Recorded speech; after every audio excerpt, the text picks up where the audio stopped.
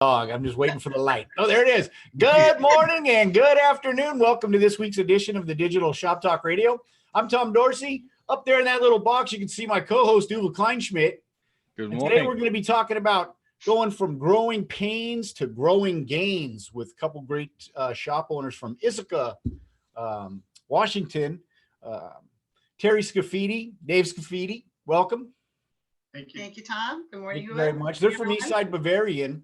And been with us quite a long time, actually. Going digital early, forecasting, very wise decision. And that's exactly what we want to be talking about today is kind of how did you come to that decision, right? How did you see that there was going to be a need to make these transitions? And then what was it like? Was it, I'm sure, a growing pain initially, but now, you're into that spot where you've got good, strong, consistent growing gains. And we want to help folks to, learn from what you've done.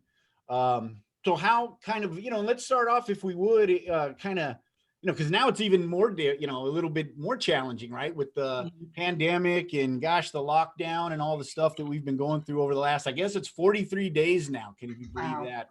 Time flies. How have you stayed? Because we can see from the window behind you, you're busy and you're in operation. How have you been affected and what are you doing to stay, busy? Well, I don't know if you want me to answer your first question, Tom, about like, how do we, okay, so how do we find, what drove us to Auto Vitals? Because I think we've been with you for about 6 years. Yeah, right. And it's been incredible. So back in the day when digital cameras first came out, Dave and the team started taking pictures, and we had CDs for all of our customers. And so we could show them pictures, and we'd have to like email and text it to them. And I guess it was probably just email at that point, some texting, but not as effective because we had it on a CD. So that was our first, thing that we started doing years and years ago. And then we started trying to formalize and standardize the inspections that we were doing because we saw techs just kind of doing what they thought was the right thing. So we found, I actually have a little picture of it. We found, one of these and we customized it to ourselves. So that was a consistent inspection, same kind of idea, things are good, they're green, things are yellow, you better pay attention, red, Danger Will Robinson. So we started that and we said, there's gotta be a better way to do this. So like Teri said, originally everybody had their file little sleeve with the CD in it, so we take pictures of the leaks and things we do on Auto Vitals now. Started out with our own handmade inspection sheets and then went to the ordered ones with the color coding and all that. So basically it was Auto Vitals put all that together into one thing. We were able to do the checklist with the pictures. And it was clunky. Not everybody knew how to load pictures and send them, and it was just a lot of work. It's a learning curve, that's for sure. And this was early days of Auto Vitals, right? So there weren't some of the very sophisticated things that we have available to us now. So that's kind of how we came about finding Auto Vitals, and it really pulled the things together, the things that we wanted to do. And over the years, we've continued to grow and learn from it. I think probably one of the biggest turning points for us was, I believe it was either 2017, 2018, when the team, you guys changed, rather than having an account manager just one-on-one, you put us into teams. I think we were team 25 and team 25 and team 29.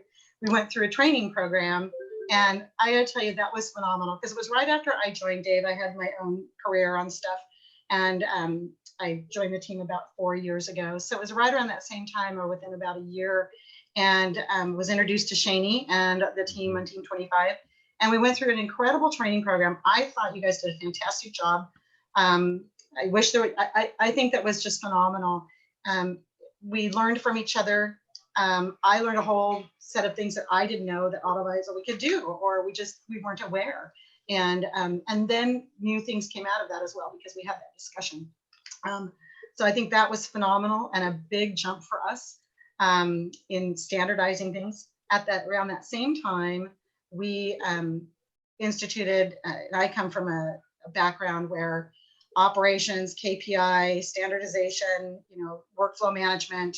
I ran an HR department, was a director of HR for many years. So all of those things in audit were all part of my life. So it was just a natural progression for us to go into a very structured workflow management where everybody knew exactly what was going on, where it was in the TDP, who was responsible for what was going on with the TDP, not just building the estimates, but communication with customer. And that we started our training program here for our team.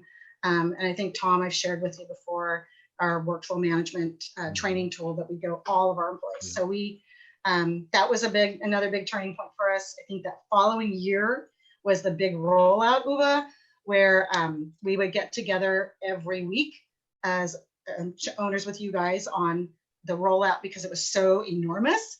You guys did so many new incredible things, and we learned through that. And that was I think that was just another big push for all of us that were using AutoVitals. The mapping came into place then. It was phenomenal. So we continue to grow, we continue to learn.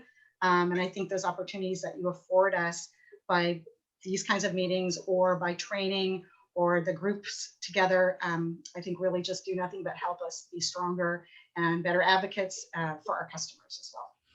Oh boy, Uva, that must be music to your ears. Because, and why don't you tell us a little bit, because, we've learned right alongside you, Teri, really. And so for folks that are kind of considering this, one of the things that Teri just hammered home is the need for training, and effective training, and kind of a baseline or and a goal to drive for, and then a way to measure yourself and your operation against that goal, and also others that are doing the same thing. And and I know that that's a lot of what Uva has worked to develop, because we like to say, a lot of times we don't really build a tool. We don't really build a digital inspection. We build a process change that allows you to be consistent in its application to get the best results possible, whether it's maximize efficiency and productivity or maximize dollars and then build hours sold, right? And when you put those two together, it's pretty successful. So Uva, if you could give us a little background on kind of how that development, transpired over the years, when you had the epiphany. Matter of fact, the 4 steps to that epiphany, because that's from, for those of you that have been around AutoVitals for a long time, that was one of the biggest drivers for Uva in the development of AutoVitals. Sir? Thank you. But before I start, I wanted to say, Teri is the first shop owner who hasn't mentioned that her shop is special and everything is a little bit different than anybody else. And so I guess that has to do with your background. And I mean, I don't want to derail from the topic, but I'm super curious, when you started being full-time in the shop, were there, and you wanted to standardize, was there pushback and real special, we do things differently, no standard? That'll never kind work of discussion? I think one of the questions that you guys always ask, or that any business asks themselves, like, what is the biggest struggle that anyone has with shop? And I think change management is always, in my experience, probably the biggest struggle that you have, whether you're implementing AutoVitals or you're implementing just a change in any kind of minor procedure. People get comfortable, they're in their loafers, it's an old shoe, it feels good, and that change management and that process management is really, really difficult. It's not to say that when we went to the more standardization, when I, with Team 25, and I was learning about, here's some best practices that we just weren't aware of, that we should probably start instituting or taking some guidance from in the other shop, because there's a reason that it's called best practices, whether it's the number of, which pictures you need to take, and having a process or having a procedure for that. And that was, I'd say the back of the house actually was easier. I think the technicians, it was much easier. Maybe because we already had some of that process in place. The front of the house, a little more difficult. I don't know if it's just because they were with customers more, but that probably was our biggest challenge. And I'd say it still continues to sometimes be a challenge because we're constantly changing. So, you think you get it, and then all of a sudden it's not pulling the rug from out of underneath. It's saying, we're getting better at things. So, so the struggle's there, I think, for all of us, but it's how you manage it and how you support your team with it. And I always look at it, from, my background's mathematics. So when I was a math teacher, if you didn't understand the basic foundations, you could never get to the next step, right? Exactly. So if you don't understand this base part, how do you get to differential equations if you don't understand, linear algebra? You just can't get to the next step. So the same thing with us with AutoViz. If you don't understand the base outline and the workflow, when we go to change something, you're going to be 2 steps behind or 3 steps behind. So trying to push our guys and getting up there, regular training, regular meetings, testing, just spending time with folks one-on-one is helpful as well. So that's probably, it continues to be our biggest challenge. Yeah, and I mean, I don't even know what to say because I was saying exactly the same thing. So the story, to go back to Tom's question, goes, I think it was customer number 5 back in the days, Larry Moore in Mountain View. He said, Uwe, if you think you can build us a software we're all going to use, you're wrong. We're all anarchists. And I'm thinking, okay, I take that challenge, but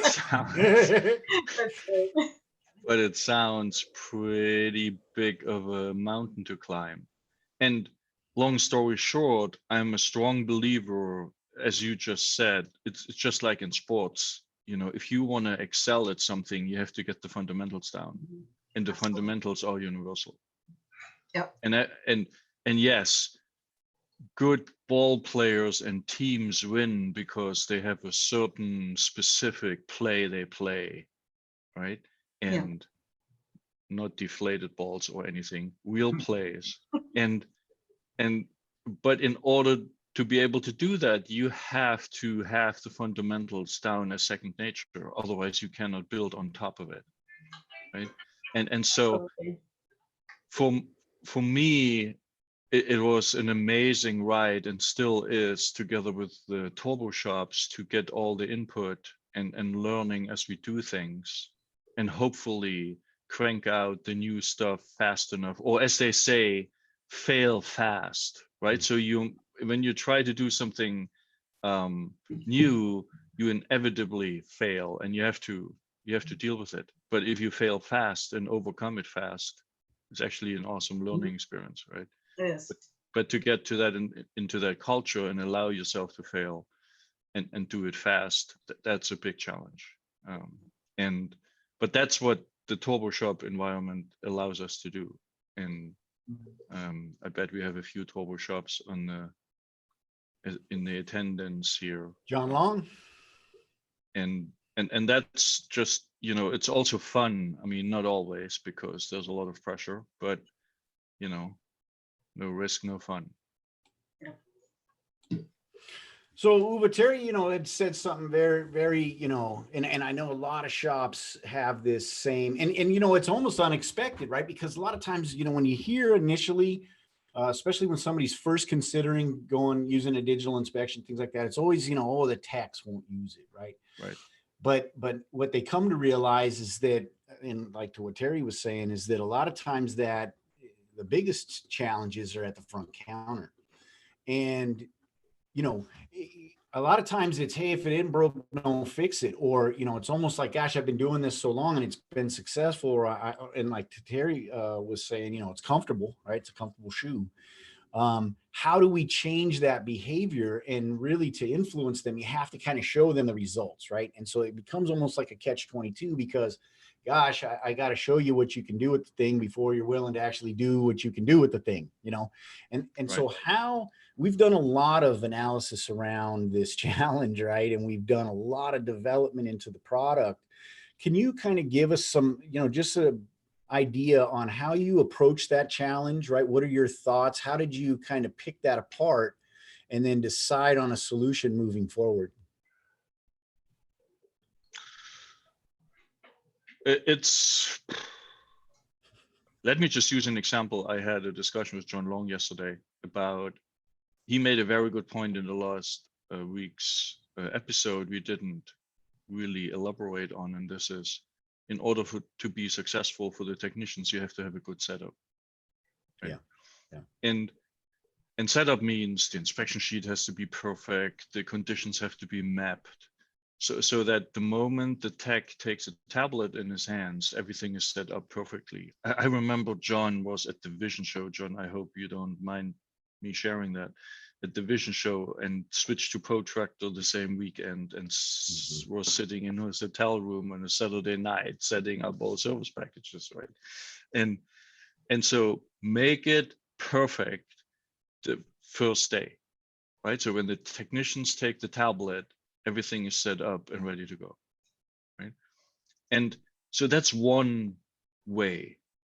And for everybody who really wants to do this and has the team behind him or her, I think that's the best way to do it. But we also have, and we know that through the numbers, there's some baggage coming from the paper inspection, where you all heard of pencil whipping and over recommending, that technicians, the clever technicians know what the service advisor can sell and only recommend that, right? Everybody else is doing pencil whipping because there's a kind of disconnect between the back and the front. And now you're giving them a digital tool and say, now everything is going to get better. But the team before has optimized the process to have, with minimal effort, the inspection box checked, right? Now the world is changing. Now it actually needs to yield more results, and you're not just cherry picking and do a good inspection when you see, oh, this car has a lot of problems, I can sell that, right? It's more about now consistency. Everything's the same, back to Teri's point, right? Standards, process. You don't think about it anymore. It's second nature. And that spectrum of those two kind of extremes, right? At tech, you will not be faster with the digital inspection if you have penciled it before. Just be crystal clear, right? That's impossible. And now to convince the techs and the service advisors that this is a better process, in my opinion, needs to come with quick wins. It's like little kids playing piano. You can train for 3 months to play Chopin at the end, and most of the people give up in the middle because it's too hard. Or you play your favorite children's song after 3 days, right? So find the inspection topics which happen often enough, are easy to do, and are highly convincing to a motorist, like alignments, tire wear, brake fluid. And so I'm yapping a lot, but that's really the, where do you find that balance? What is right for what shop, to either do the perfect setup and combine it with quick wins in the beginning? And I err on the side of quick wins, because then the moment you have success, both sides of the house all of a sudden see, wow, this works. I want more of it. Teri and Dave, how did you experience that? Well, I mean, that's what I see, because I'm out in the shop sometimes. So, I realize that using the inspection, might take longer, especially when you're first, using it. You're a little unfamiliar with it, but you get used to it, within, a couple weeks, or second nature, to me. And, but I think overall it's, like I said, it takes a little longer, but you get a much better inspection. People rave about it. I mean, we never got that kind of feedback before from anything else, but I think those pictures, stick in their head, or whatever, because we'll get calls a few weeks later with people saying like, oh yeah, I want to get the car back in for that work. Never did we get people calling us back in, oh, that little box you had at the bottom of the RO that had future recommendations that I had an oil leak. Nobody's gonna call you back on that, Probably don't even have the paper Yeah, anymore, right? They probably Stuff never even somewhere. read it, you know, but they always look at that inspection send, and they, in fact, sometimes they'll post it on a review, Yeah. or they'll send it out to their friends. Look at this cool thing I got from the shop. So, I mean, to me, it's definitely worth, you know, the extra effort it takes. Right. And maybe that's, you know, since we do go to that extra step, maybe that's why we are, you know, still have some work at this time, where I've got buddies with shops that have closed down for a month because it just wasn't worth coming in. We're getting a lot of new customers whose shops are closed. Yeah. So I think just having that extra edge is, you know, separating the top shops from everybody else. And, Yeah. and I'm go sorry. ahead, Tom. No, I wanted to ask Terry, when she said the front of the house was a little bit more challenging to convert, you know, were those examples, you know, the convincing moments where they said, dang, they called me because I sent them an inspection result and it sold itself? Or what was the kind of driving factor for Yeah. being a converted, so to speak? Yeah, how do you know they got there? I think I don't think that there's a dispute from the front of the house that this is a best practice. I think it is following the process that is the challenge for them. Does that kind of make sense? So here's a good example. So when I got teamed up with Shani and we started going through the process, because we used to be with Laura, right? So we got teamed up and started going through the process. And I was all new to this, so I had no idea what anything was. I could do some research, but it's so much easier if we're in a team meeting and talking through it. We weren't sending out our inspections proactively. They would just go out when the repair order closed, right? So the service advisors at the time were like, well, yeah, we tell them everything that's on here. We tell them everything is due, but they wouldn't always send that inspection report. People would still do the work and they get a report afterward, you know, because when she closed the RO out, it goes out automatically. And so when we did that process workflow, and we sat down, we said, this is what you do. This is how you're compensated. This is your job. This is how you're going to be compensated. You know, we tied bonus through these things as well. It was a component, one of 3 components for the service advisors. And that was a big motivator for them. So they went from sending out, you could look at our old numbers, from sending out maybe 30% proactively to now, you know what, it better be 90 to 95%, you know? So we didn't have a problem with the things like every car needs an inspection. And I think our inspection rate is probably 97, 99%, somewhere in that. Yeah. So the only cars we don't do an inspection on is if we saw it the week before and they're coming back for the work that we have recommended.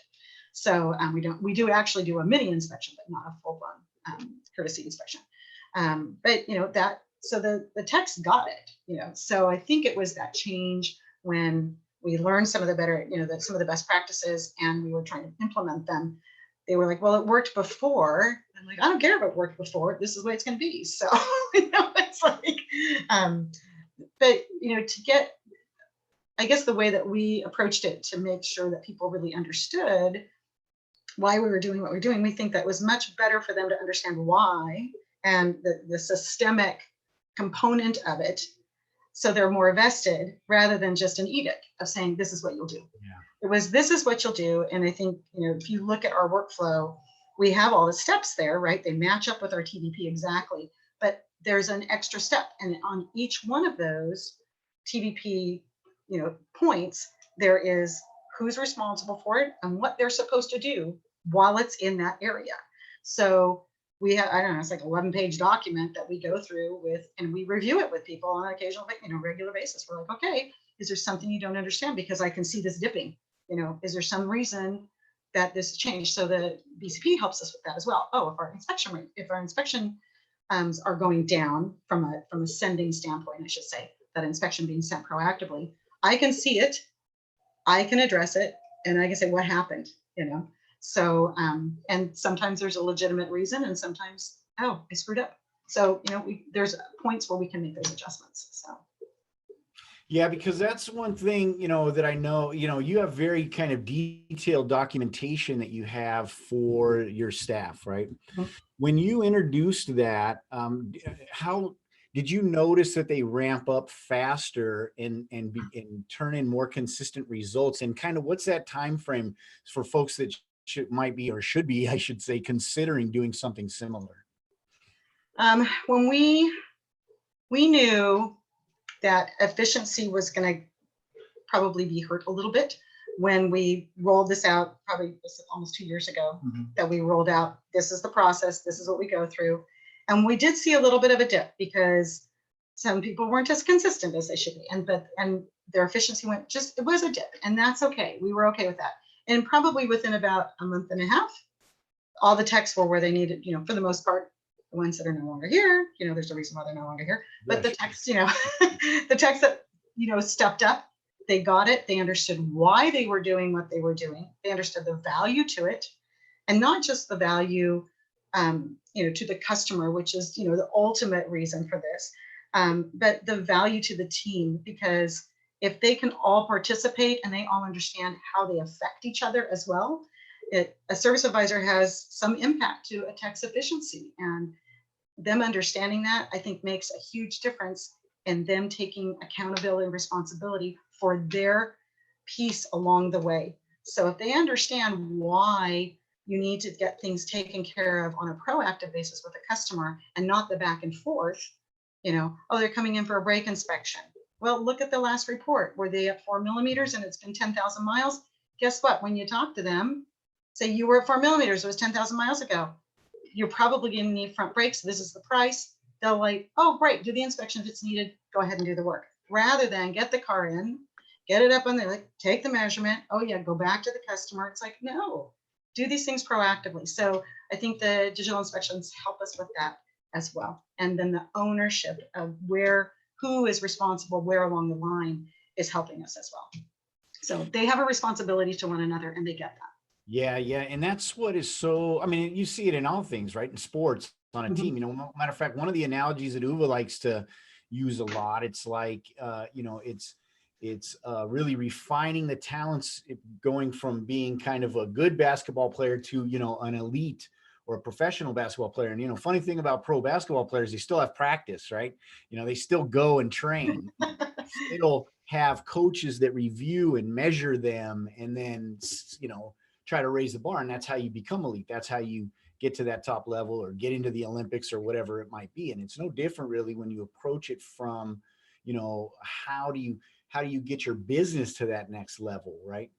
And so tell us a little bit, because you came from a process driven background in HR, and there's a lot of documentation and stuff has to be very transparent, or how else can you make sure that you are not liable, right? And all that good stuff.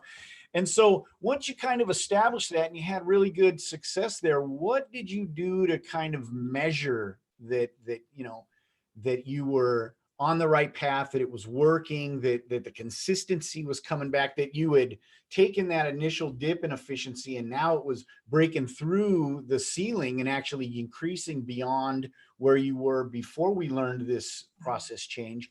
How do you go about that, and kind of what's your process around measuring your results? I guess there's maybe a couple things to it. So from the tech standpoint, we measure kind of 4 overall things for the entire shop, and each area has a majority driver towards each one of those. So every tech,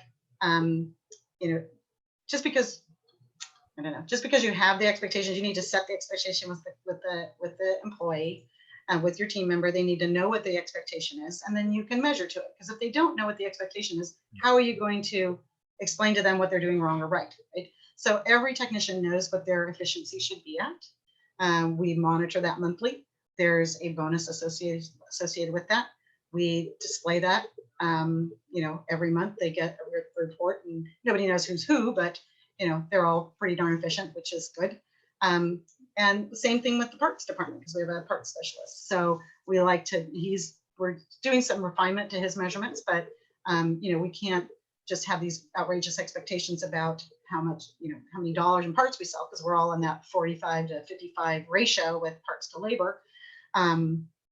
But, we can't just blow things out of the water just to keep parts, volume up. We have to remain competitive. So he's monitored on that. Our service advisors are monitored on something else. They're looking at what's our average, what's our ARO, how many hours do we sell in a month, how many hours we got going. And their third component is that sending out the inspection, because I wanted some skin in the game for them. So, and their bonuses on that. Then we have some team goals as well. So they understand how each one of them plays a part in the overarching team goals. The team goals are very similar. There's an efficiency component, so that overall, there's an ARO, there's a number of hours, and there's parts dollars. And if they don't hit their individual goals, boom, even if we hit all 4 team goals, they get nothing, because that means they're not participating. And that's when we have, conversations with folks. If they're not doing what they need to do to help the overall team, because it's not an individual tech game, or it's not just a service advisor game, it's a team game. If they're not doing their individual parts, we have to have those conversations with them, and we do that on a regular basis. We know there's going to be ebbs and flows, and then, it gets them more vested in making sure that they've got, what's going on for the team as well. So they understand that, and we have conversations on a regular basis with individuals if we need to. So, and sometimes, sometimes it's just not the best thing. We get it. We're not for everybody. As much as we like to think that we're great players, we understand that this is not for everybody, and not everybody wants to play in the sandbox, and that's okay. We don't take it personal. We can't. They're probably going to be better suited for somewhere else, and that's okay. Well, and it's better to have that direct conversation, set expectations, and then figure out where the disconnects are, and then, part ways amicably. And like you said, it's just business, instead of having them drive down the morale and productivity of your operation. Absolutely. And figure it out, Yeah. And there's sometimes they're tough decisions. And, I've heard stories from, I think it was Frank told a story about, somebody that had been with him forever, and it just wasn't. This is where we're going, folks. And, I see more and more with the forums that we participate, whether it's this one or the owners group or some other forums that we participate. We have a Euro group because we're Euro only. We feel so fortunate that we discovered Auto Vitals early on, because I think, we're going to be that much further ahead. And I just don't foresee a lot of shops out there on an independent basis being able to survive without digital inspections. I don't see it. So, we're ahead of the game, and we like that. We're also very blessed with the demographic that we serve, that they really appreciate it. Yeah. And it is aligned with our values of transparency and integrity. So it just is another supportive tool that we have, that we're very, very fortunate to have, and that our customers really see the benefit of as well. Yeah.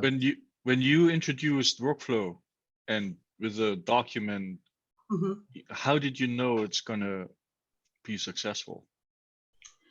I think.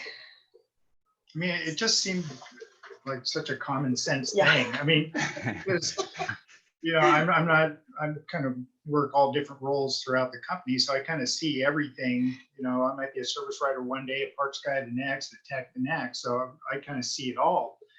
And when I look at, we use WinWorks, and if I'm writing service and I see this screen with 30 lines of just names and cars, it's like, how do you know what's going on with all these things? How much easier is it just to see these tiles and think, oh, this one's, waiting for inspection. This one's, we're creating an estimate, waiting approval. And to me, I've tried to talk to, some of the advisors about, the tiles, and say, look how easy it is to know what's going on with this car. It's like walking by the TV when the baseball game's on, and you just see the, the diamond, and okay, it's this inning. 3 balls, 2 strikes. It's this inning. This guy's on second. How easy is that? And otherwise, you're opening up ROs and trying to figure out if is this in process or whatever. So it just makes it so much easier. And then when we went through the training and we had the documentation, there's pictures of everything the way you see it and why you see what you see. And it's just, it's the life of the vehicle while it's here at the shop. And even before it gets to the shop, it's the entire life. It's walking through, and it just, again, it makes a lot of sense. Now, do we know that everyone would be on board? No, but you know what? We spent a lot of time. Our foreman gives us a lot of input. He's fantastic.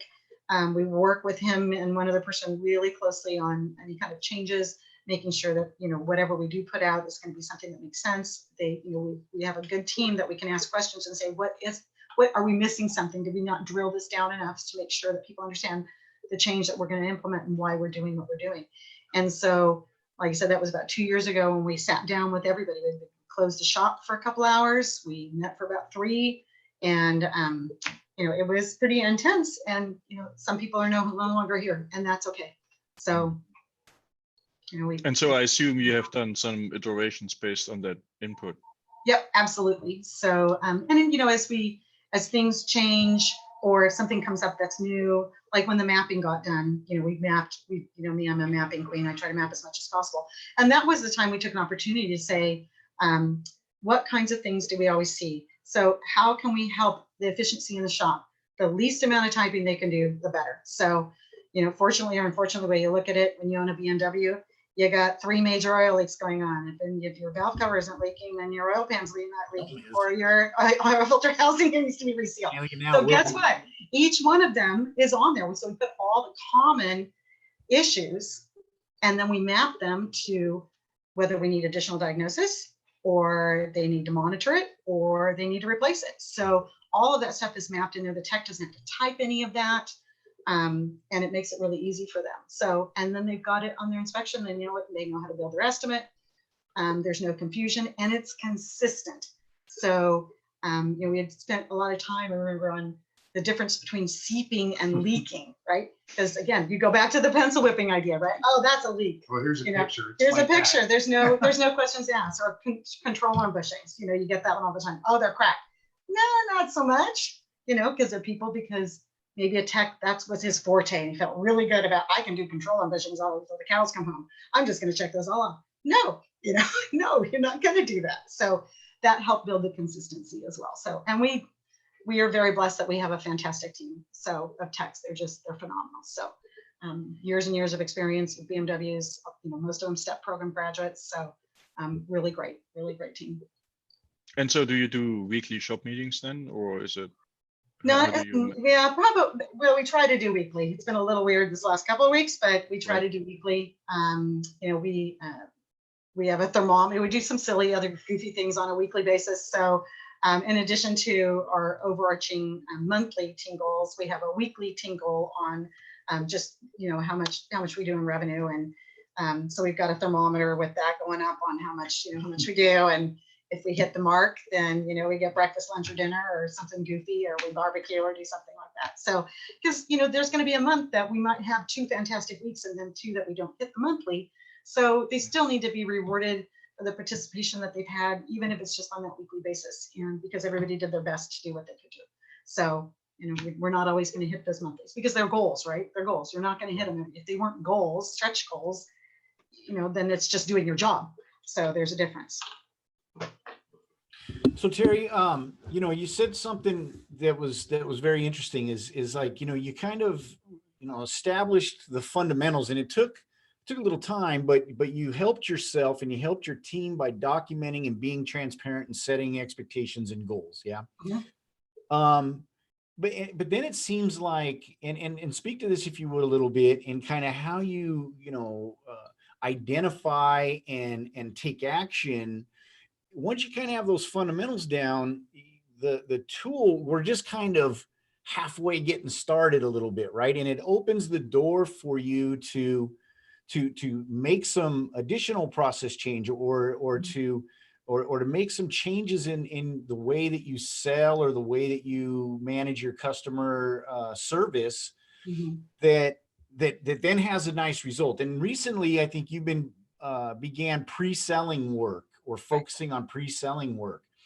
and kind of how did you get that? What gave you that epiphany to start doing that, or prevented you from doing it in the past? And what's been the results since you've been doing that? Because to earlier to what you were talking about is really, you know, when you're putting that information in and documenting in the digital inspection, more than anything, it gives you a conversation to be had in the future with your customer. And that's what results in kind of getting that pre-sale done.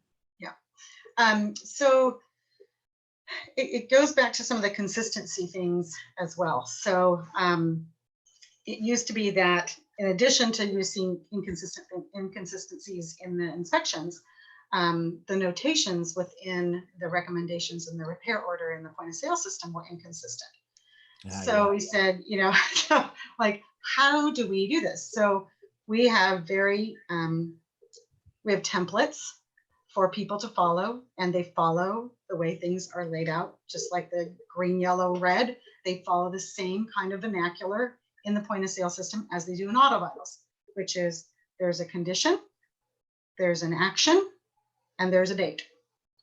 It's just like when somebody makes an appointment. What's the condition? You know, it's the 3 C's. What's the condition? What's the, what do we need to do? What's the cause? And what's the correction? So we saw the same inconsistencies in the point of sale system. They would, you know, one tech would, you know, have it written one way, and another tech would have something written, the same thing written, but in a completely different way. So we take a holistic approach to the vehicle, and we want to say, you know, and it's a nice thing with that we only have, you know, a couple of makes that we work with. Every vehicle that comes in, we started this about 1.5 years ago. Every vehicle that comes in the point of sale, we have a template that calls out not just we have 2 segments. We have the repair portion, the things that the technician said, hey, you need new brakes, your oil filter house is leaking, whatever it is. But we also have a maintenance schedule on every single vehicle, and it's specific to their vehicle. It's pretty much a similar template based on whether it's an Audi, a Volkswagen, or, you know, or it's a BMW Mini, but we call out all their maintenance items that are called out from this, so that you see all the same things: oil change, cabin filter, air filter, or fuel filter, plugs, you know, diffs, transfer case, if applicable, trans, timing belts, anything that the manufacturer would be calling for. And we tell them what the interval is, as well as when the next time it's due. And those are also incorporated in the inspection report. So if we know that they have a cabin filter due, that technician, just like they would click the box that says, I see an oil filter housing leaking, and it maps, they already know ahead of time. Techs don't have to look up when anything is, because I've done everything ahead of time, and they know. And we can also base that information also helps us in that pre-sale. So it's kind of a full circle. So if they call for an appointment, like you said, if they, you know, my brakes were at this, I've got the digital inspection that tells me exactly where it was at. I have my notations of what else they're due for. I find out what their miles are. And by the way, you're 2 months, you know, you're overdue for your cabin filter. You're 2 months past your brake fluid flush, and you got this going on too. And we can have the conversation on the onset of the email or the phone call and get things set up. When they come back again, it's full circle. We've got the inspection. If you go through that workflow, you do the inspection, we move it to creating estimate, we create an estimate. If they don't do all the jobs, those jobs, that's okay, we get it. Those jobs in the point of sale system go off onto an estimate. Everything is built, so when they come back again, everything's there for them. So this first 1.5 years has been a little bit tough, because all those vehicles that had been worked on that were a big mess because Tech A had blah, blah, blah, and Tech B had, you know, wow. It was completely inconsistent. We had to normalize that and make it more consistent and make every one of them consistent. So it's been a big step, but it's really paid off. The efficiency for the techs is helping, because they used to look at, our techs used to have to look up when all those services were due. And like, no, it's service. That's service maintenance. Guess what? You're a service advisor.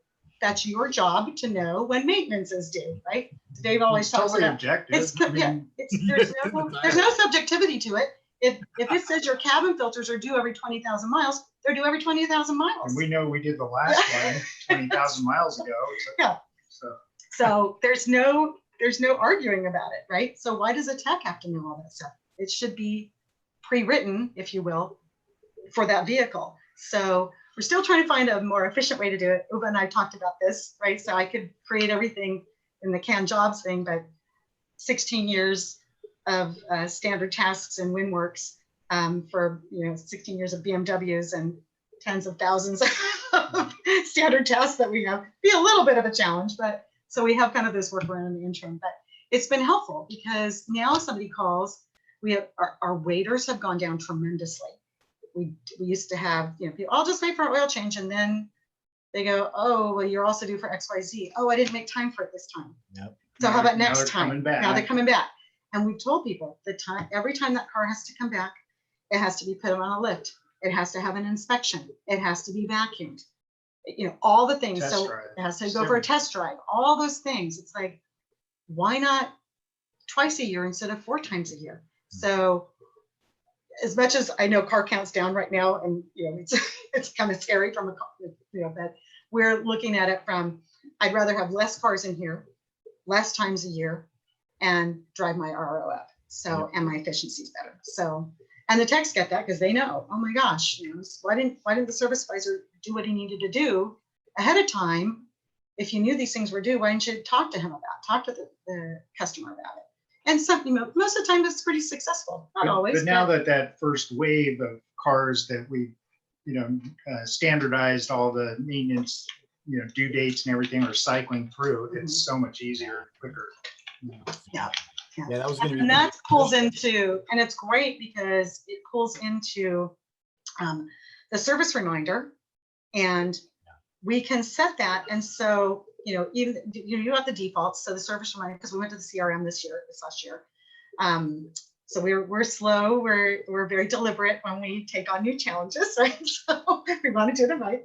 So it's been great because when we go to set the service reminder, all of that information is in there. So we can say, hey, we monitor your brakes. Maybe we won't check that one off because maybe they've got 5 millimeters. It's not that big of a deal. And their oil change is due in, let's say, 6 months. But we already know that they're getting close to miles on their cabin filter. So we click that box off.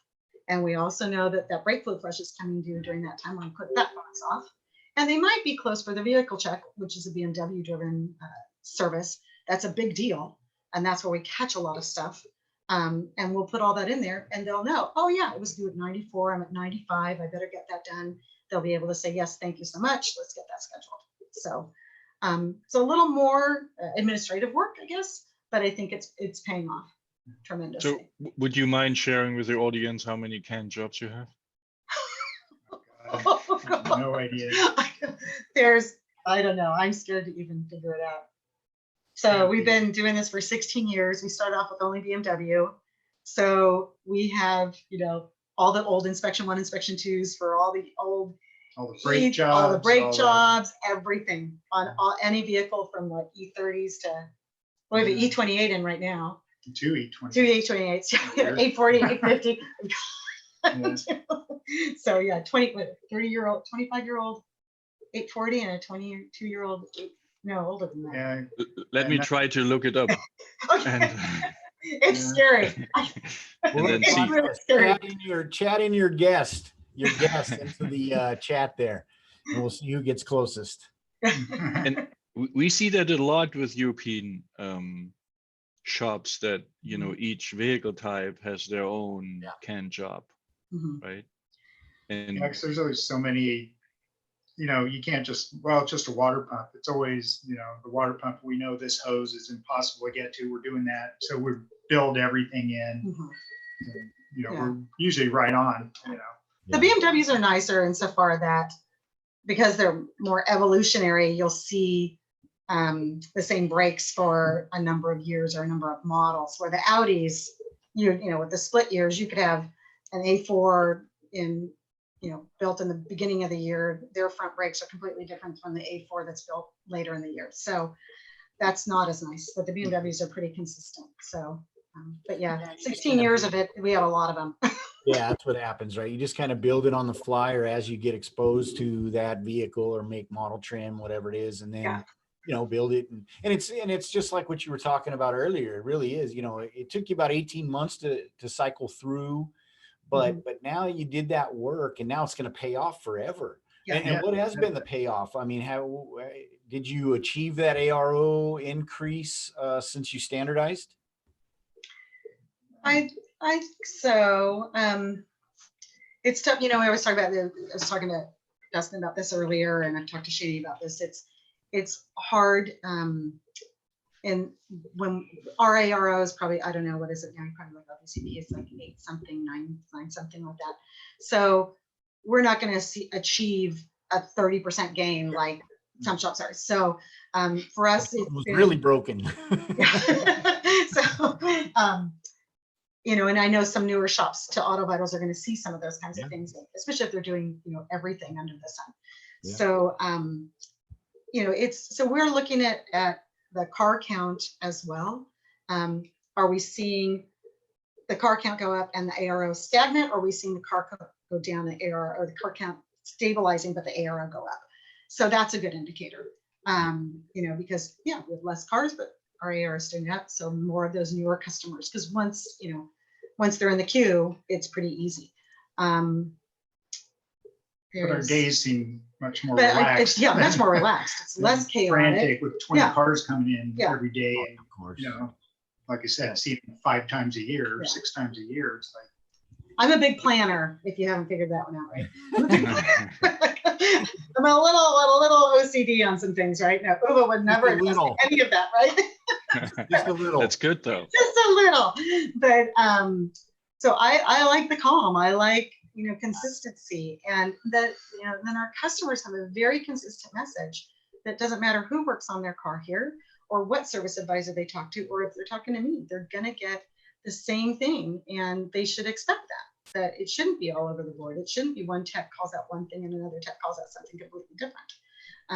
So I think that standardization and the consistency and the continued training, so why this is so important is for the team to understand what that end product is, and taking ownership in that end product is really critical too. I know Tommy talked about what tools do techs have, when it was when you get that pad and you've got it already, it's set up for you. All of our techs also have a desktop with 2 monitors, so that, because we encourage them, look at your final product, look at that inspection that the customer is going to get.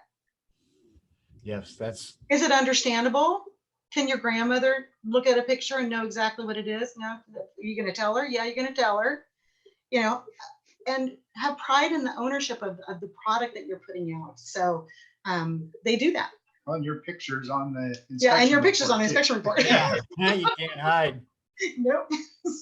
No, that's fantastic, right? Is that if you, that's such a great test, is if you can deliver your inspection results to, a layperson, and they can tell you what's wrong and what needs to be done, well, then, you've nailed it, right? That's exactly the way you want to be able to deliver that to the service writer, so that they can talk about, the kind of all of those buying, questions versus the why stuff, right? Because the why stuff becomes self-evident, really. If you set it up, it's, and to your point, it's either we're going to get it done now, or now it's pre-sold for next visit, and it's expected and it's planned for, and it's on the calendar, and you could just almost take it to the bank, and that's where you really want to go. So for folks out there that think it's impossible, you're struggling to get there, it really is. You have that plan built out, and you commit to that plan, and you implement that plan, and you got to cycle through the vehicles. It could take you 18 months, could take you 6 months, who knows? But once you're done, boy, you really have that in place now for your future, and it's going to pay off. And really, and if you could talk to this, Teri, a little bit, is you almost start to condition those customers now. The customers come in and they know what to expect, and then they're asking you, they're saying, well, hey, shouldn't I be getting this other, isn't my cabin air filter due? Right? Oh yeah, thanks for reminding me. I love it, because part of that process, again, the service advisor, not only goes over everything, the work they did, but they look at the future recommendations, and it's all printed out on the repair order. And people are like, oh my gosh, thank you so much. I never knew, the dealer never told me when things were due. They would just tell me when I got in there.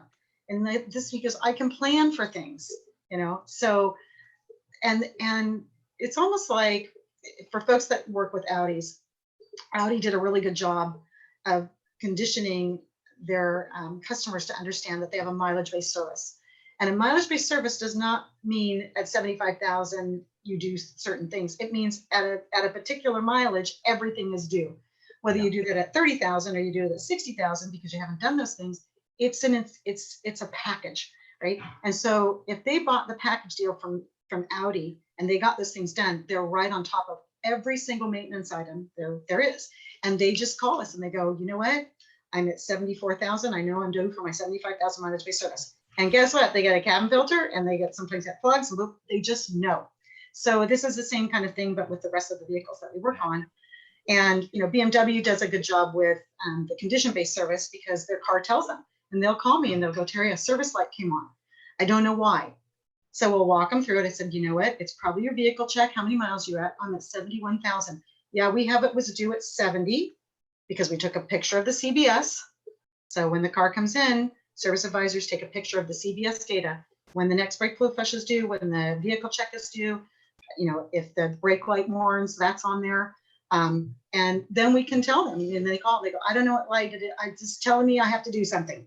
And so I walk them through it and they go, oh yeah, my vehicle check is due. You're right. And then they come in, we set them up, they have their vehicle check. It's a $200 inspection.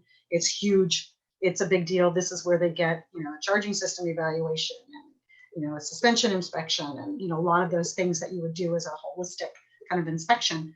But they just know, and they understand how to read their vehicle and what their vehicle is telling them to. Yeah, we had 30% of the folks that responded said that they're not pre-selling yet and that they need to learn how, right? And that really, because what you said is so true, is that, yeah, a lot of those, Audi, Mercedes does that to some level, right? Where you kind of have this pre-package, but that's what your CAN job scheduler does for you for all makes models, right? You can create your own custom maintenance plan, and it really beyond that is, and if you built it, why wouldn't you sell it, right? Why wouldn't you establish the expectations? But from there, it's explaining it to the customer, getting their buy-in, kind of setting up the commitment, over time, and then just following through, right? Just follow through. Yep. And like what you said, then it becomes really simple. It's not like, oh my gosh, I got to try to find this thing and then sell it to them and convince them. No, it's like anything else, it's A to Z, and you just follow. You're at B. Next month we're going to get to C or whatever it is, right? And just keep sticking to that plan.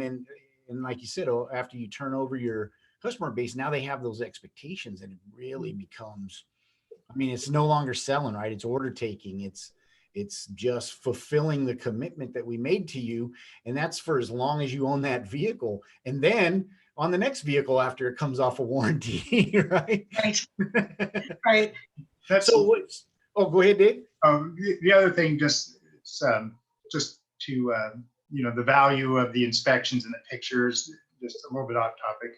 But when we are doing those kind of maintenance things, having a picture of the old air filter and the new air filter next to each other, just so that people know what they paid for. Mm-hmm. The plugs, they put them right next to each other. We lay them out, old plugs, new plugs, old air filter, new air filter. And I think people appreciate that, to know that, hey, they actually did something, because a lot of stuff you might not feel a difference in the car.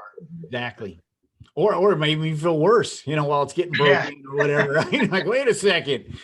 So let me ask you this. So that's because that's great advice, and I always tell a story about my mom went into Walmart one time and got a new air filter and came home and it still had the same rat's nest in there that she left with, right? They sold it to her. They knew she needed it. They just didn't actually do the work. But what would you say, before we kind of break, is what would you say to folks, new folks just thinking about going digital or kind of in the middle of it or having some frustration, some of those growing pains? What advice would you give them, to take forward and implement after this show? I think probably one of the biggest things for us has been having a person that is solely responsible, that is the point person for Auto Vitals. And I don't know that we had that. No. It was kind of split up. And then when I came and I started working with Shaney and Team 25 and Lori, we said, that's it. We've got to have somebody that is the ultimate person responsible for for the training, for understanding, for participating, for imparting new, components. There's got to be someone for that, with that. So, and if it's not the owner, it's got to be somebody who's completely vested, like maybe a general manager. But you have to own it. You got to own it. And I don't think we can say that enough. You got to put in the work. You got to take advantage of the training. Yeah. Otherwise, it would be like, before Teri took it over, we were partially using it, and it was great for what, we were using it for. It was better than the discs and, our transferring pictures and inspection sheets. But there was so much more. There was so much more. We just got so much more out of it when we went all in. Yeah. And so you got to be committed. You got to be committed. And it's not, it's time consuming, but it's well worth it. It's really well worth it. So, and I'm happy to share any of our stuff, any of the training materials that we have. I think I've sent it to you, Tom, before. I think Shane has gotten it, and we change it. We update it as things update. So, and with the inspections, I think one of the other things that we noticed, this comes up a lot, I think, at the seminars and meetings and such, that people aren't sure why it takes so long to do an inspection. So, our inspections probably take, on our courtesy inspection, not a vehicle check, not one that's specialized like the BMW. So we have some BMW mileage-based service ones that are very, very specialized, specific to that mileage-based service or to the vehicle check. But for the most part, the other 80%, when they're coming in just for a courtesy inspection, our courtesy inspection is deliberately vague in certain areas, and because we do not want to give away diagnosis time. So we even have a checkbox that says additional diagnostic time needed. So it's like, no, check the box, tell them. We can't tell where the leak's coming from, but we're not going to spend another 30 minutes figuring that out. So I think, really getting your inspection dialed in properly is probably another big key, so that your techs aren't spending too much time and delving deeper than they need to on an inspection. So there are ways around that.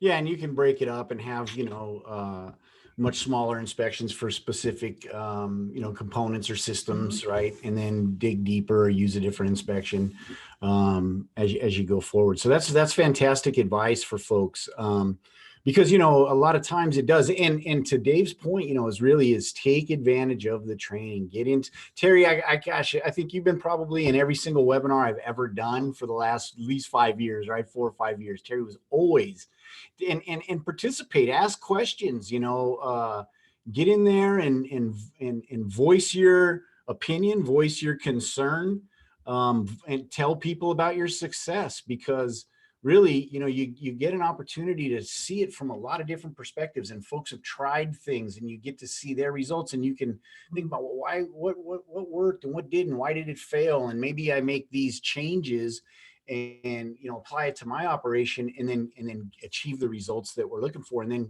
give it back, right? Share it back to the community and help other folks to get there. And Teri and Dave, this was a great opportunity for folks today, because you, like I said, you've been there since the beginning. You really kind of were ahead of the curve when it comes to digital communication and digital customer service and things like that.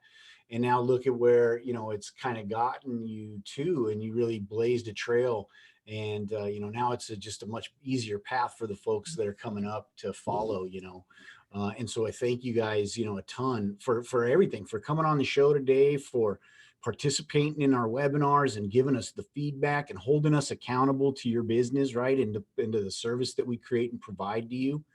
I know I've grown, and I know Uva has, as a business person, really, and as a solution provider, because without that type of feedback and dedication and commitment and willing to just jump in and try stuff out and then tell us about it, all we're really doing is making a fancy, camera, man, and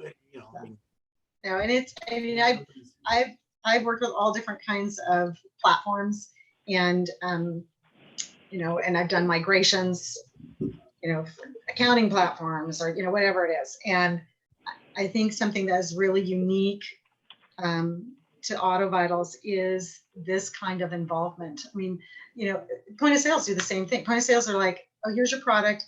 We're going to do an update. We'll tell you about it. And you're going to, we'll upload it for you, once every other year.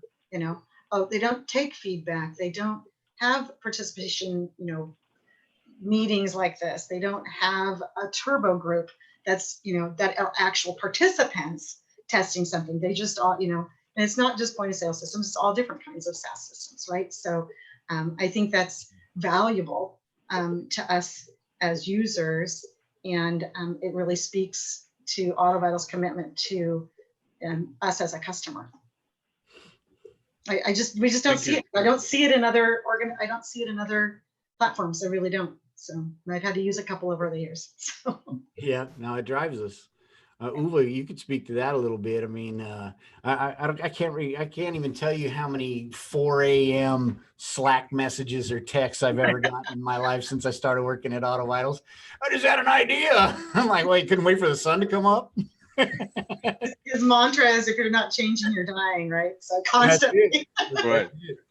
I heard there's even a country song. You can sleep when you're dead. No, I mean, passion drives it, I guess.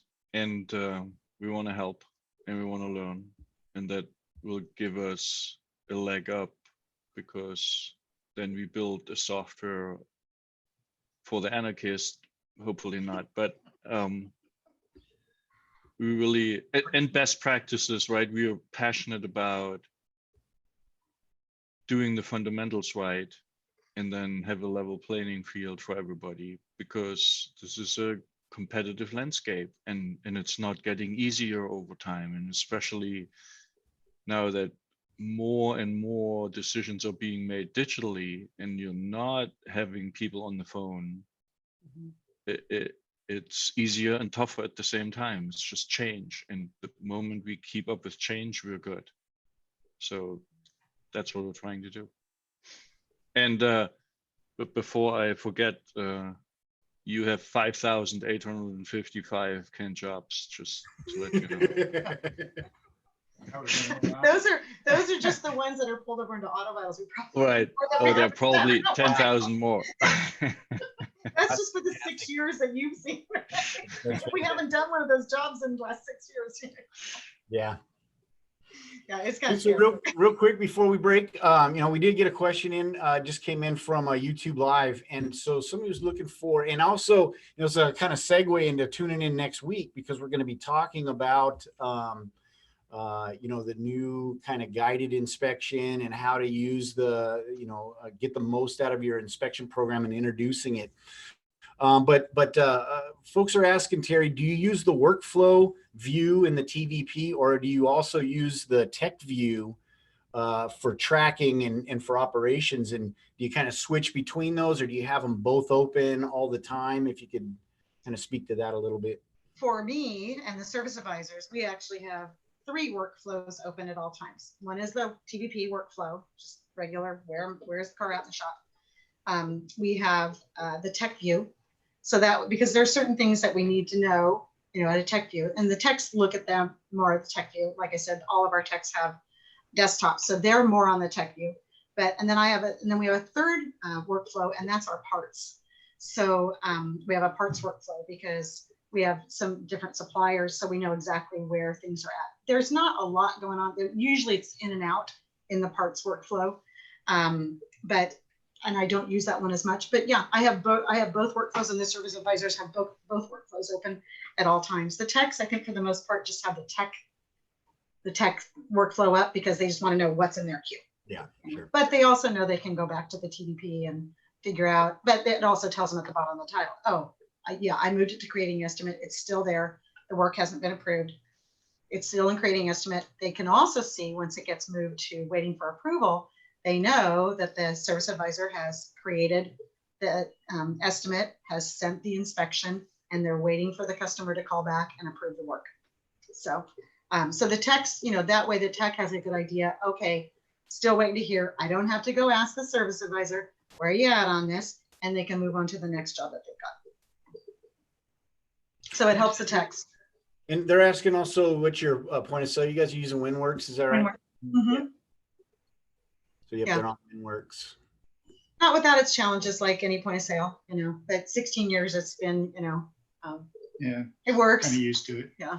So last year our big goal was to move to the CRM. We had a little bit of a delay in that, just because we were at demand force, and we know you can move that that file over for all the reviews. Well, I was a little more demanding. I know that's shocking. I wanted not just my reviews, but I wanted every response, because we had almost 2,000 reviews in demand force. So it took me a while, but I convinced demand force that they need to get that information for me.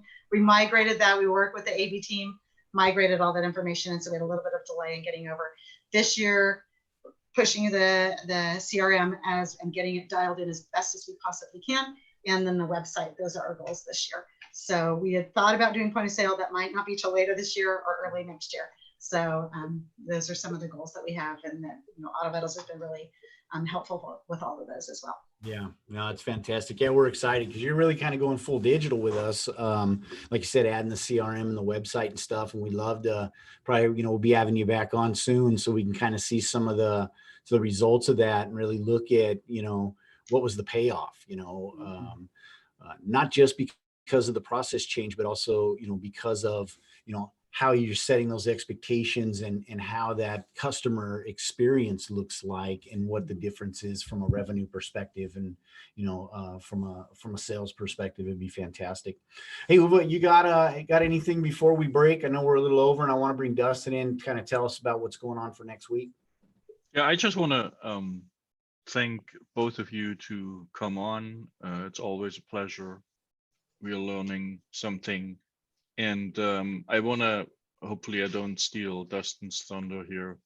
We're going to start next week, like a 10 episode series of podcasts where we use the second half of the show to really go down into nitty gritty on, we pretend to be a shop owner who just decided to go digital and go through all the steps in 10 episodes with screenshots and digital standard operating procedure, all the things you need to go through, and with shop owners on the panel who have done it successfully, so that the outcome is you have kind of a handbook of how to do it and what to avoid. Yeah. So I'm really looking forward to that. And if we could have you guys on again, maybe for one of those episodes, I'd really appreciate that. Oh, we'd love it. That's I love the idea. I think that's great. It's like goes back to that training that I found so invaluable. It was just, it was great. And we'd hold each other accountable to things. We learned from each other. And this is another way to do it. I think that's a great idea. This would be awesome. Yep. Yeah, thank you. Because it'll really give kind of because it's one thing to sit up there like the teacher, like the professor, and say, well, in my theory, this is how it's going to work. And then, we build our best practices and training around that. But now you get to really see how the application worked out. Did it really work? What pitfalls were there? What expectations were there? And like you'd said, hey, efficiency slid for a while, but then we got this payoff or this result. And really give people, both sides of the coin. What's the best practice, but what is the actual, application or implementation going to look like? What can I expect? And then how do I do it? And how do I know if it's working, or how do I know if it's bad and I got to get back in and get some more training, So yeah, next week, same time, same place, 10 a.m. Pacific, 1 p.m. Eastern time. You can find us on YouTube Live, Facebook Live, but more importantly, if you go right to autovitals.com/podcast and sign up directly, or /DSTR, I think either one of those will redirect you, and you'll get the sign up there so you can subscribe and get notification when the show's on and what we're going to be talking about and stuff like that. So. Yeah. So, Tom, this is a great point. We're Uva, thank you for describing that. We're going to call this 10-episode series "Going Digital is Going Places You Never Thought Possible," and we're going to kick it off with an episode featuring Nate Ramsey, Bill Connor, and we got a special guest that I'm still waiting to confirm, so I'm not going to say that person, her, yet. But anyways, you know, that's how we're going to kick it off. We're going to go into service advisor buy-in, and then we're just going to kind of go through the chain like Uva said. So sign up at autovitals.com/DSTR, and you'll get hooked up with all the information on how to join us through this process and be a part of it. Collaborate with us. You know, I mean, that's kind of the big part of all this that we've talked about a couple times here, but join us with this, not just like Tom said, a professor, but, you know, as a group. Let's accomplish this stuff together and come out of this thing, you know, better than we started. Great. Fantastic. Looking forward to it. Thank you. Thanks, Yes, guys. thank you.